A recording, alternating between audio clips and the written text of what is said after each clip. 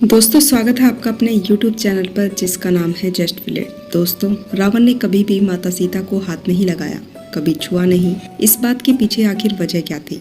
क्या रावण श्रापित था? क्या रावण श्री राम से डरता था? आइए जानते हैं इस बात की असली वजह। दोस्तों लंकापति रावण ने माता सीता का अपहरण करके 2 साल तक अपनी कैद में रखा था, लेकिन इस दौरान रावण ने एक बार भी माता सीता को छुआ नहीं था। क्या कारण था कि रावण ने सीता माता को हाथ भी नहीं लगाया था? दोस्तों रावण ने सीता जी को उनकी आज्ञा के बिना इसलिए स्पर्श नहीं किया था क्योंकि रावण को नल कुबेर के द्वारा श्राप दिया गया था। रावण जानता था यदि वह सीता को गलत नियत से स्पर्श करेगा तो उसके सिर के 100 टुकड़े हो जाएंगे। यह बात उस समय की है जब अयोध्या नरेश दशरथ का जन्म भी नहीं हुआ था। समय का चक्र चलता रहा और फिर रघुकुल भगवान श्री राम का जन्म हुआ। दोस्तों श्री राम बड़े हुए तो उनका विवाह राजा जनक की पुत्री सीता के साथ हुआ।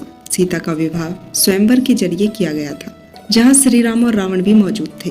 रावण भी सीता के साथ विवाह करने का इच्छुक था, लेकिन उसकी यह मनसा पूरी न हो सकी। दोस्तों सीता श्री राम की अर्धांगिनी बनी। कुछ समय तक वह अयोध्या में रही, लेकिन विधि के विधान के अनुसार उन्हें श्री राम के साथ वनवास में जाना पड़ा, जहाँ एक दिन रावण ने साधु के रूप में आकर सीता जी का अपहरण कर लिया और उन्हें लंका ले गया। दोस्तों सीता जी तपस्वी के वेश में रहती और तब उपासना क्या करती। रावण ने सीता की रक्षा के लिए राक्षसनियों को नियुक्त कर दिया, जो बहुत ही भयानक दिखाई पड़ती थी।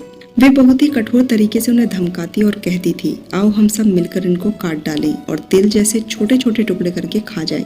उनकी बातें सुनकर सीता ने कहा कि तुम लोग मुझे जल्दी खा जाओ, मुझे अपने जीवन का थोड़ा भी लालच नहीं है।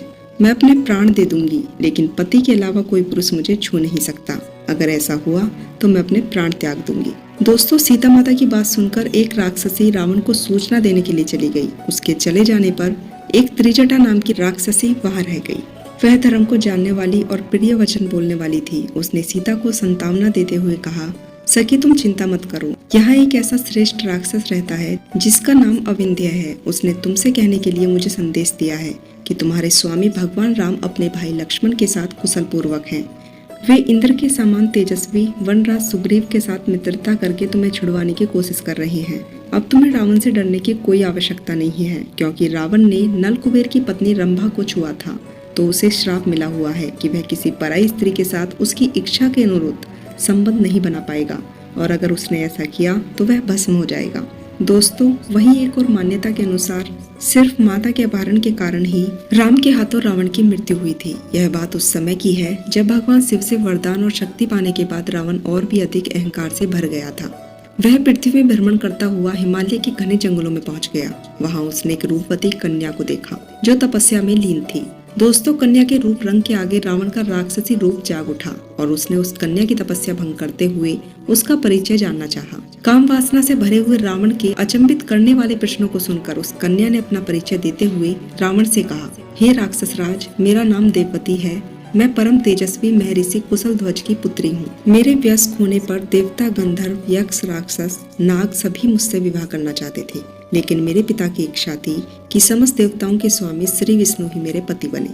मेरे पिता की शिक्षा के विरुद्ध होकर शंभु नामक दैत्य ने सोते समय मेरे पिता की हत्या कर दी और मेरी माता ने पिता के वियोग में उनकी जलती चिता में कूदकर अपनी जान दे दी।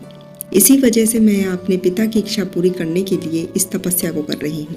इतना कहने के बाद उस सुंदरी ने रावण को यह भी कहा कि मैं अपने तप के बल पर आपकी गलत इच्छा को जान गई हूँ। इतना सुनते ही रावण क्रोध से भर गया और अपने दोनों हाथों से उस कन्या के बाल पकड़कर उसे अपनी तरफ खींचने लगा।